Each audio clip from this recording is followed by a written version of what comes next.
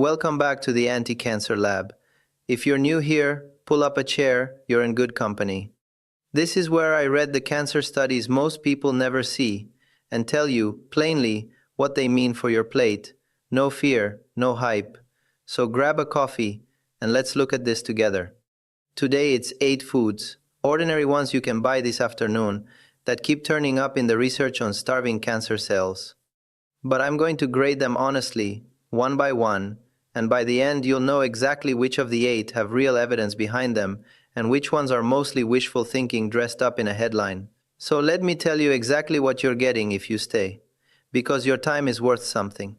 For each of the 8, I'll tell you the compound in it, what it actually does in the studies, whether that study was a dish, a mouse, or real people, and then, the part that matters most, exactly how to put it on your plate this week. Cheap, frozen, or canned is fine. How much and how often. I'll be honest about which ones are solid and which are oversold. And at the very end, I'll give you the single plate change I'd make first. If you only did one thing, that's the deal. And that word starve in the title is doing a lot of work, so I want to be straight about it right here in the first minute. When the research talks about a food-starving cancer, it's almost always talking about one specific thing, in a laboratory called anti-angiogenesis. Angiogenesis is the process where a tumor grows its own brand new blood vessels to feed itself. A tumor can't grow past the size of a pinhead without building a supply line to bring it blood. So starving a tumor means getting in the way of that supply line, cutting off the plumbing, at least in the dish. Hold on to that picture, because it's the honest version of the word, and it's very different from a food magically dissolving a cancer inside a living person. Nothing on this list does that. And a real quick note before we go further, because this matters more on this channel than anywhere else on YouTube. I'm Dr. Becker. I'm a researcher, not your doctor, and I have never had cancer, and I have never treated a single patient. Everything I'm about to tell you is me reading published studies and translating them for general education. None of it is medical advice. None of it replaces your oncologist or your treatment, and no food on this earth is a cure. If you're in treatment right now, every single thing I say today goes alongside the people caring for you, never instead of them. Bring what's useful to your medical team and let them drive. All right, let's look at this together. I'll be honest with you, and this is the confession that got me to make this exact video. I got tired of watching these food and cancer lists where all 8 items get the same breathless treatment, where a compound somebody tested once on cells in a plastic dish gets talked about with the same certainty as a food followed in 50,000 real men for 20 years. Those are not the same thing. And treating them as equal does you a disservice, because it makes you distrust the good evidence right along with the flimsy stuff. So here's my honest opinion, the one I'd give my own family at the kitchen table, and I want you holding it the whole way through. On this list, a couple of these foods have real human footprint behind them, the beans and the tomatoes especially. A couple have promising laboratory chemistry and very little more, and one of them, the grapes, has some of the prettiest dish data of the whole bunch, and almost nothing to show for it in a real body, and I'll tell you that to your face, and still tell you to eat them. Let me take them grouped, not as a robotic countdown, starting with the ones your immune system likes. Let me start with mushrooms, because they work differently from everything else on this list. Ordinary cooked mushrooms, the button and cremini, and especially shiitake you'll find in any supermarket, are rich in a fiber-like compound called beta-glucan, which sits in the mushroom cell wall. And here's what's different about it. Most foods on these lists get studied for attacking the cancer cell directly. Beta-glucan doesn't really do that. What it does, in the research, is talk to your immune system, nudging the immune cells, whose whole job is patrolling for trouble, to be a bit more awake. Now, the evidence, and I have to be precise here because it's easy to overstate. In Japan and China, purified mushroom compounds with names like lentinan and PSK have been used for decades in the hospital alongside chemotherapy, and in those studies, patients often did somewhat better on quality of life and sometimes on outcomes when the compound was added to their chemo. Let me say that more carefully, because the distinction is the whole ball game. That is a purified, medical-grade compound, used as a helper alongside real treatment in a hospital. It is not the same as eating a bowl of mushroom soup to prevent cancer, and I won't let you walk away thinking it is. What the food gives you is a gentle, sensible, immune-supporting fiber at pennies a serving. So here's the plate. A big handful of any mushroom, 3 or 4 times a week.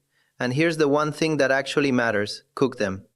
Always cook your mushrooms, never raw, because heat breaks down the tough cell walls and frees up that beta-glucan, and raw mushrooms are hard on your gut anyway. Throw them in a hot, dry pan till they squeak and go golden and smell nutty and rich, and stir them into eggs, soup, a pasta sauce, anywhere. Cheap, filling, and a quiet favor to your immune system. Now, staying with your body's own defenses, let me put beans and lentils right next to the mushrooms, because if you make me pick the single food on this whole list with the strongest, most boring, most bulletproof evidence, it's this one, and nobody ever puts it in the thumbnail. Beans, lentils, chickpeas, split peas, dried or canned. Their power isn't one glamorous compound. It's 3 humble things working together: fiber, folate, and resistant starch. Fiber is the part of the plant your body can't digest. Folate is a B vitamin that helps your cells copy their DNA cleanly, and resistant starch is a kind of starch that slips past your small intestine, undigested, and becomes food for the good bacteria in your colon. And here's why that matters, and it's the good kind of evidence.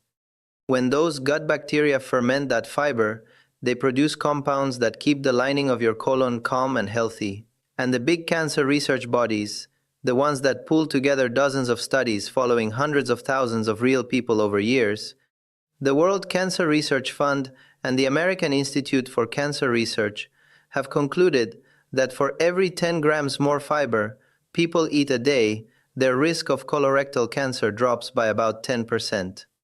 Now, I want to be honest about what kind of finding that is. That's an association from observational studies, watching what people eat and what happens to them. It is not proof the fiber itself is the cause, and there could be other things going on in the lives of people who eat a lot of beans. But it is one of the most consistent, most repeated diet and cancer findings we have across enormous numbers of people, and that consistency is exactly what gives it weight. Here's the plate, and it's the cheapest food in this entire video. A can of beans costs about $1. Rinse it, that cuts the sodium and the gas, and add half a cup to almost anything: soups, salads, a plate of rice, mashed on toast. Half a cup, most days of the week. If you do one single thing from this video, it might be this one, and hold that thought, because I'll come back to it at the end. Let me shift now to a group I think of as the pigment foods, where the color on your plate is the chemistry, and I'll start with tomatoes, because this is the second strongest bit of evidence on the whole list. Tomatoes are rich in lycopene, the bright red pigment that makes a tomato red. And lycopene is one of the few food compounds here with real, large, human observational evidence behind it, specifically for prostate cancer in men. In a very large study that followed tens of thousands of men for years, the Health Professionals Follow-up Study, the men who ate the most lycopene, mostly from tomatoes, had a modestly lower risk of prostate cancer, and notably a meaningfully lower risk of the aggressive, dangerous kind, compared to the men who ate the least. Now, same honesty as always, that's an observational study, an association, watching real men over time, not a controlled experiment, so it can't prove tomatoes were the cause. But it's real people, in large numbers, over years, and that puts it in a much stronger tier than dish data. And here's the practical, almost nobody knows this part, one of my favorite facts in all of nutrition.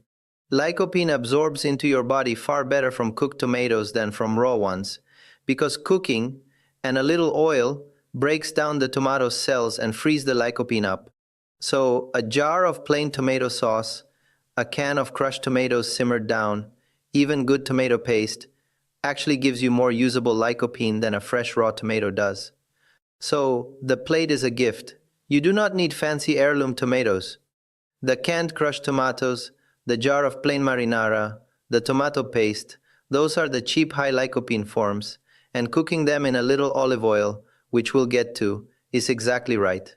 A cup of tomato sauce a few times a week, over pasta, in a stew, in a soup, is a genuinely evidence-backed, dirt-cheap habit. Now let me stay in that red-purple pigment family and hand you the honest disappointment of the list, red grapes. Because I promised I'd grade these truthfully, and this is where the truth stings a little. Red and purple grapes, and their skins especially, contain a polyphenol called resveratrol. And I have to tell you, resveratrol has some of the most exciting laboratory data of anything on this list.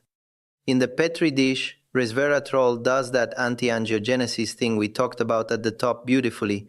It interferes with the blood vessels, a tumor tries to grow, and it pushes cancer cells toward apoptosis, that built-in self-destruct switch cancer cells learn to ignore. On paper, in the dish, resveratrol looks like a superstar. So why is it my honest disappointment? Because here's the catch, and it's a big one. Resveratrol is terribly absorbed by the human body, and it gets broken down almost the moment you swallow it. You would have to drink an absurd, impossible amount of wine or grapes to get near the concentrations that did those pretty things in the dish. And even the concentrated supplements struggle to get meaningful amounts into your bloodstream. And when researchers have tried to show real cancer benefit in actual people, the results have been inconsistent and underwhelming. So let me be blunt. Resveratrol is a laboratory darling and a human letdown.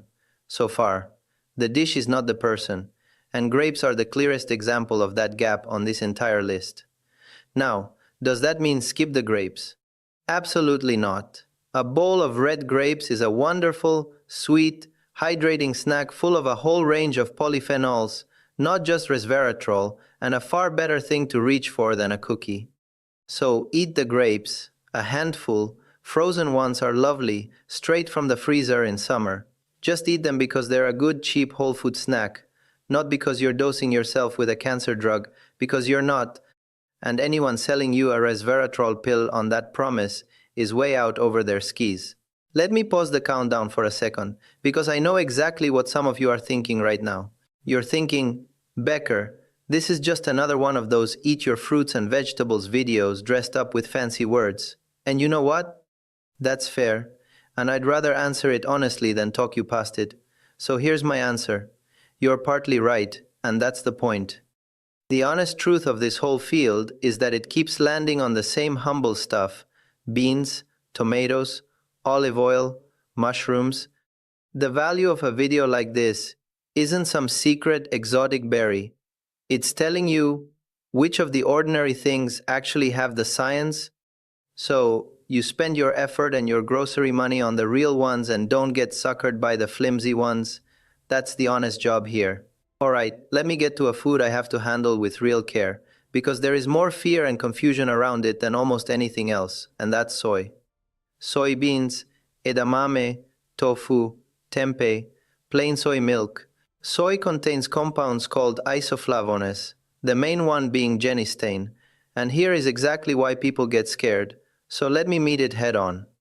Isoflavones are what's called phytoestrogens, plant compounds that look a little bit like the hormone estrogen.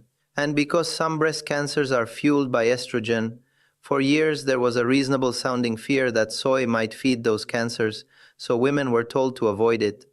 I need you to hear me clearly on this, because the science turned out to be the opposite of the fear, and this is one of the most important corrections in all of diet and cancer. In actual human studies, moderate soy from real food is not harmful for breast cancer. It's the reverse. In the Shanghai Breast Cancer Survival Study, published back in 2009, thousands of women who had been diagnosed with breast cancer were followed for years, and the women who ate the most soy after their diagnosis had a lower risk of the cancer coming back and a lower risk of dying from it compared to the women who ate the least. That is a large, real, observational human study, and its finding is protective, not harmful. And the major cancer organizations, the American Cancer Society among them, have looked at all of it and now say plainly that moderate soy from Whole Foods is safe for breast cancer survivors. Let me be precise about two words, because precision is everything on this topic. The reassuring evidence is for moderate amounts, 1 or 2 servings a day, and for whole soy foods, tofu, edamame, soy milk, not for high-dose isoflavone supplements, which are a different animal, much less studied, and a conversation for your doctor. So the plate is simple and, I hope, freeing. If you like tofu, edamame, a glass of soy milk, enjoy them without the fear somebody handed you years ago. A serving is a block of tofu in a stir-fry, a cup of edamame, a glass of soy milk. The fear was the myth. The food is fine, and may even be a friend. Now let me give you the two I'd file under promising, with a real human hint, starting with pomegranate. The ruby seeds, and especially the juice, are loaded with compounds called punicalagins, a type of elagitannin, another mouthful. Just hold that it's a powerful antioxidant polyphenol. And there's one small human study people always point to, and it's worth knowing honestly. Some years back, researchers took a group of men whose prostate cancer had come back after treatment. You could tell, because their PSA, that blood marker doctors track, was rising fast. They gave these men a daily glass of pomegranate juice and watched how quickly the PSA climbed, and the rate slowed down quite a bit, the PSA taking much longer to double than before. Now, here is where I slow you all the way down, because this is exactly the kind of finding that gets turned into a wild headline. That was a small study, and crucially, it had no comparison group, no similar men who didn't get the juice, so we genuinely cannot be sure the juice was the cause. And when a later, more rigorous trial tried to pin it down, the results were much less clear-cut, honestly pretty muted. So the honest read is this: it's a genuinely interesting early human signal, a real one, in real men, not just a dish, which is more than most foods here can say, but it is nowhere near proof. And it does not mean pomegranate juice treats prostate cancer. Here's the plate, and a gentle caution. Whole pomegranate seeds, or a small glass of 100% juice with no sugar added, is a fine antioxidant-rich thing to enjoy. But watch two things. The juice is high in natural sugar, so keep it to a small glass, not a bucket. And, this is important, pomegranate can interact with certain medications, blood thinners and some others. So if you're on prescriptions, this is precisely the kind of thing you check with your doctor or pharmacist first.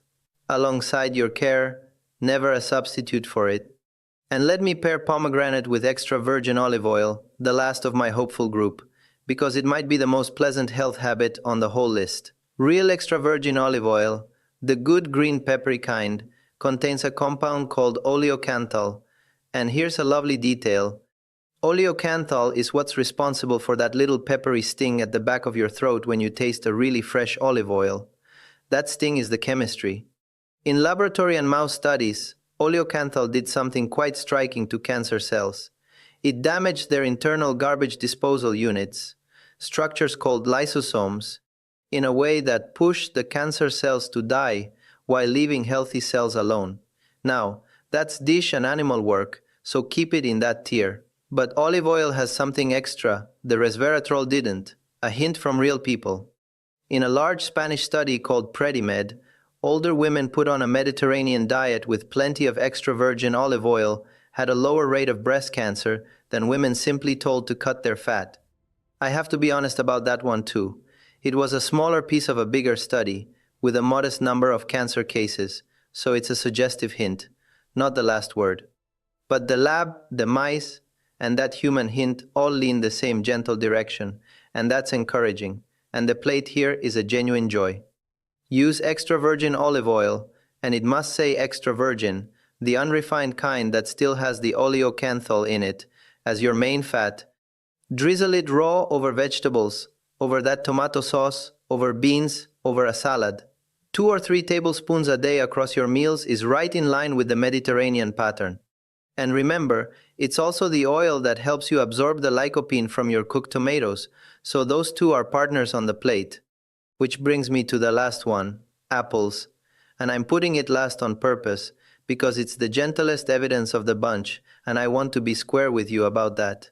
An apple contains a flavonoid called quercetin, mostly in the skin, and a fiber called pectin.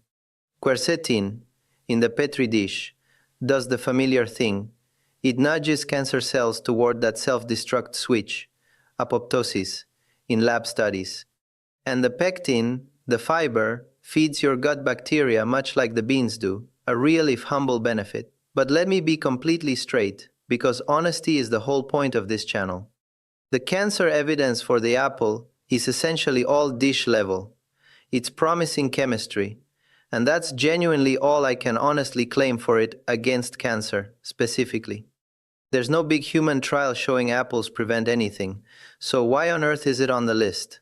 Because I'd rather be honest than tidy. The apple earns its spot not as strong cancer evidence, but as the perfect everyday whole food, fiber, quercetin, cheap, portable, no cooking, a far better reach than whatever's in the snack drawer.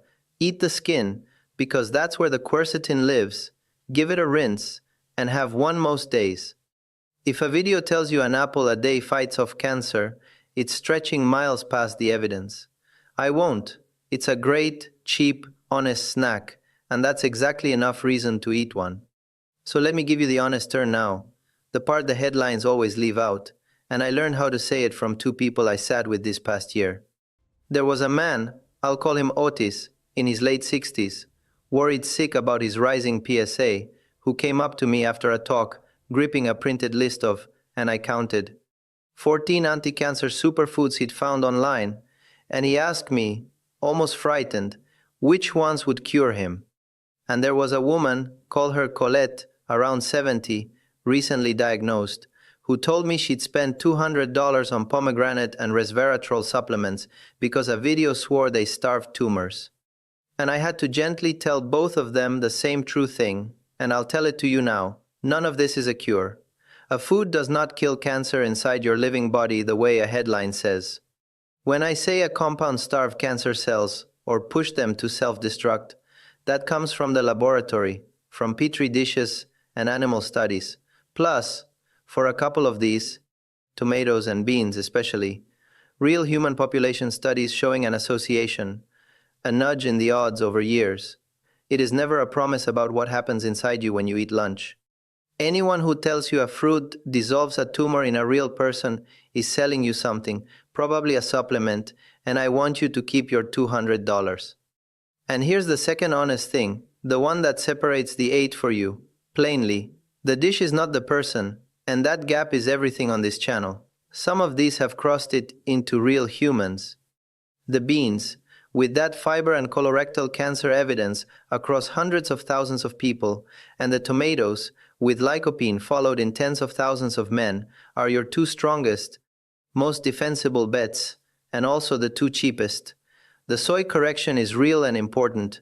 Moderate soy is safe and looks protective, not harmful. Mushrooms, olive oil, and pomegranate are promising, with a genuine human hint, each worth eating, not worth betting the house on. And the grapes and the apple are pleasant, healthy whole foods whose cancer evidence, honestly, mostly lives in the dish. That's the whole truth of it. What every single one shares is that it's cheap, low risk in the amounts I've described, and belongs on a plate anyway. That's the real claim. It shifts the odds a little, maybe, over years, and costs you almost nothing to find out. The day I dress that up bigger than it is the day you should stop trusting me. So here's your one thing this week. Just one. And it's the cheapest thing on the entire list. On your next shop, buy a few cans of beans, whatever kind you like. Pinto, black, chickpeas, kidney. $1 a can. And this week, add half a cup to something you're already making, most days. Rinse them first, then toss them in your soup, your salad, over your rice, mashed onto toast. That's the whole assignment. Not because beans are exotic, but because they're the exact opposite, humble and boring and dirt cheap, and they carry the strongest human evidence on this whole list. Start there. Later, layer in the tomato sauce, cooked in olive oil, the mushrooms in your eggs, the handful of grapes from the freezer. But start with the can of beans, because it's the best evidence for the least money, and that's the step I'd start with myself. Let me leave you with this, and I mean it calmly, not as a slogan. You can't control your genes, and I would never tell you a grocery list puts you in charge of cancer, because it doesn't, and it would be cruel to pretend otherwise. But you do hold one lever, every single day, 3 times a day, and that's your plate. That is not nothing. You can fill it, most days, with the humble, cheap, defensible things the real research keeps pointing back to, consistently, for years. That's the whole game. Be the safe driver, not the person chasing a guarantee. Bring what's useful here to the people caring for you, and let them do the rest. Your last decades can be good ones, and a bowl of beans and tomatoes with a little olive oil, honestly, is a fine and ordinary place to start that work. Keep it simple, keep it on your plate, and I'll see you right back here. Bring a friend who needs this. And tell me in the comments which one you're starting with this week, the beans or one of the others, and what's already in your cupboard. Because I read every single one of these,